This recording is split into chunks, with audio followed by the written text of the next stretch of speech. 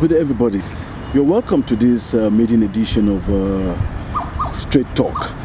Straight Talk is a program of Solace-based television, and we're looking at burning issues, trying to solve current affairs issues and dealing with issues as they come, so that at least we can get solutions to most of our challenging problems in the country.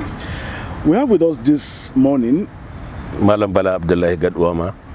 I am the Executive Secretary, Rural Development Concerns, a civil society group here in Kano.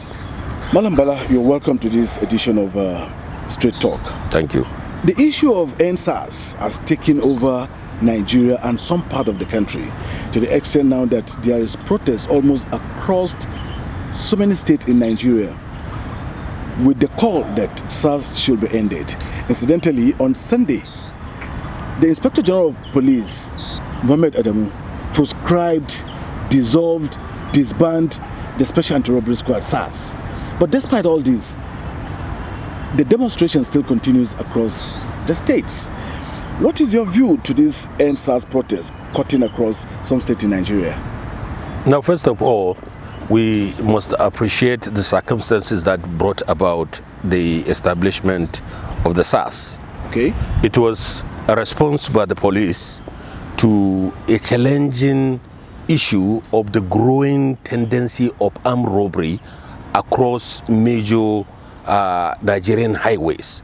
And they felt that a desperate situation required a desperate measure to deal with. And that is probably the more reason they came up with an instrument like SARS that was intended to go the extra mile than the conventional work being done by the police, by imposing and exerting greater use of force and probably some uncomplimentary measures in dealing with that problem.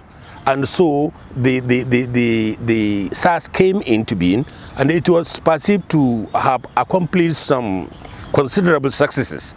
Unfortunately, we are living under a democratic dispensation, and therefore any attempt to do anything that violates fundamental rights under a democracy will be resisted.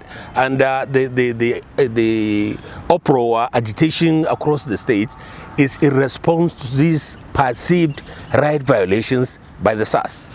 But looking at the dissolution of the Special Anti-Robbery Squad, SARS, by the Inspector General of Police, and the protests still continue with many of the actors saying that dissolution is just a lip service because this is not the first time that SARS will be dissolved.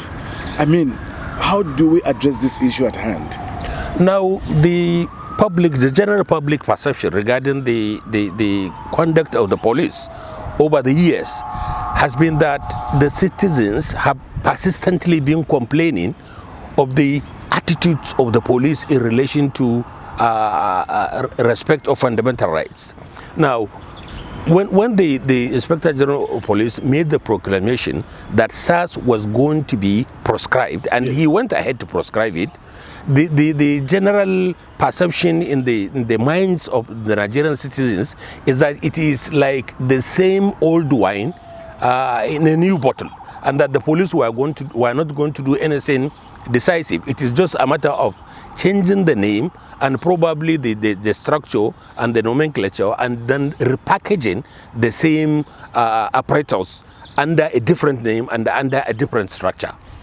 Okay, but if you look at it, it's like there's a bit of a dichotomy, because some parts of the country, especially some northern states, are saying that the dissolution of the SARS is not the solution, that it shouldn't be. While if you look at the south-south, the southeast, and so many other parts of the country, they're of the mind that, look, there should be an end to SARS.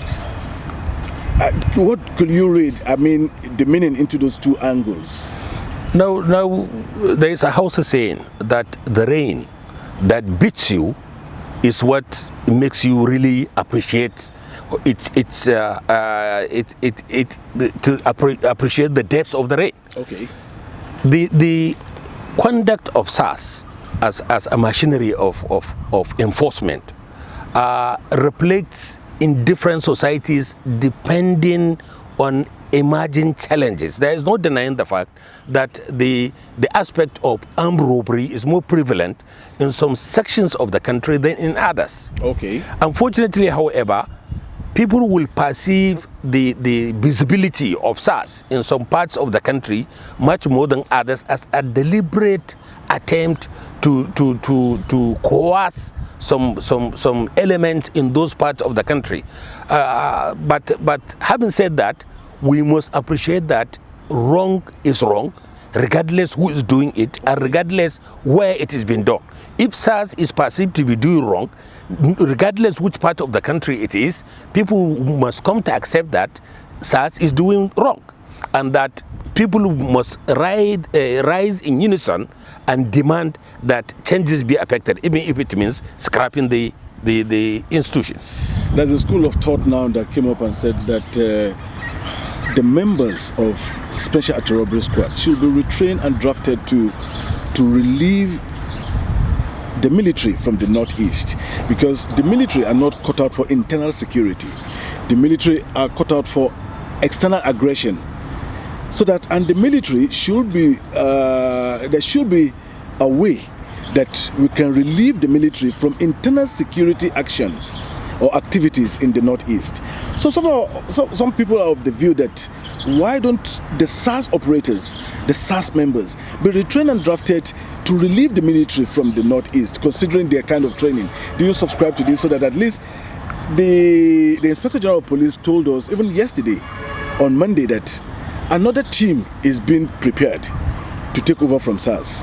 I mean, how do you look at this vis-a-vis what is happening now? We must not lose sight of the fact that SARS was brought into being essentially to confront armed robbery. Okay. It was never packaged, it was never trained, it was never prepared, it was never put in place in order to combat insurgency or banditry. Ordinarily, it is the military that are provided with these special trainings. But that the police not provided the training of curtailing banditry?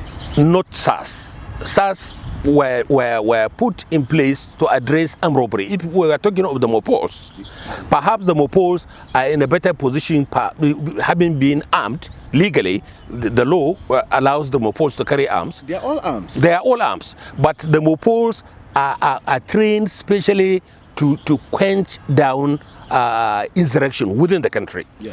But the SARS was put in place to combat armed robbery. Now, having said that, unfortunately for Nigeria, we have already gone far in our engagement of the military in acts not only of external and internal security challenges, but even in instances of civil arrest within the country. The military have been deployed. Now, if we use the same military in combating insurgency, which is an international crime, because it cuts across the international frontiers, yes, then it presupposes that the military was in the best place to address the problem. And now, over the years, what has come to reality is that the military has not been able to decisively deal with the issue of insurgency. Now, if an armed military has failed to decisively deal with insurgency, I don't know which arm of the police will be better equipped to do a work that the military has been unable to do. So, Comrade Bala Godowama, looking at some of the demands of the protesters, they're talking about the answers. Some of the issues that have been coming up now is the issue of the end brutality and total reformation of the police. What do you have to say with respect to these two main key issues? The two issues for now are the most burning issues. The issue of SARS and the reformation of the institution of the police. But let us not forget that it is an indication of the emergence of organized civil resistance under a democratic dispensation. Since the advent of democracy in 1999, except the Take Back Nigeria protest, we have not had an organized civil movement that confronted the authority with a view to bring about reformation. Yeah. And I am sure if this issue of SARS is dealt with, the issue of the reformation of the police will naturally come in, and I am assuring you thereafter there will be agitations for good governance and entrenchment of genuine democratic values and practices. Do you believe that there is a lot of police brutality? No, there is police, but there is no doubt about that. There is no doubt. We have seen instances even in camera where the police have gone out of their way to execute people extrajudicially. It was on camera, it was in the social media. And now if you look at the attitude of the police, especially in relating with the civil population, yes, there is need for greater civility and appreciation of democratic values. When we talk about the reform, what kind of reform do you expect in the police? They should be in a position to conform with democratic values and practices as we have seen in other countries of the world. Thank you very much. My pleasure. You're welcome. Thank you.